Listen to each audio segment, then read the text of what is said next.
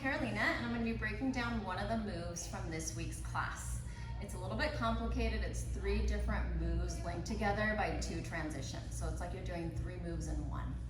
You're going to start off on your side hip and your elbow with the bottom knee bent and the top leg straight. So the first part of the move is lifting the hips off the ground and hiking the knee into the chest.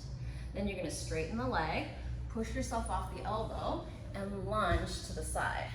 So the lunge, you want to make sure that your foot steps far enough forward so that you're not overextending the knee.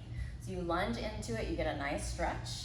Then you come into supported side plank. So your hand comes down and you kick back with the right leg. So supported side plank, the knee and the hip line up and the hand and the shoulder line up.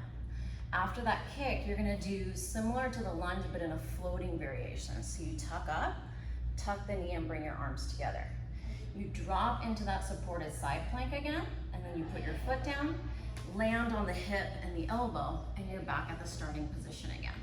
With this move, it's important to move at a steady pace because the slower you do it, the harder it'll be.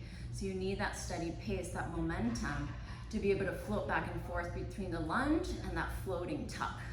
So you're back at the starting position, the top leg is straight, you lift and hike, straighten, push off the elbow, lunge and stretch.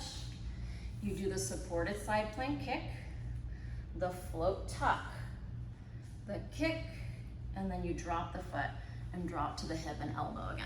So I'll try to move through a few rounds of that just so you can see the pace that you want to get. You lift and hike, straighten, push and lunge, kick, tuck and float, kick, foot down, hip down, elbow down.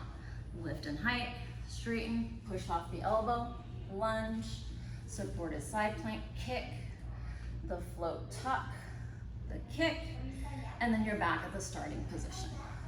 So this is a move that's going to challenge your balance, it's going to challenge your core.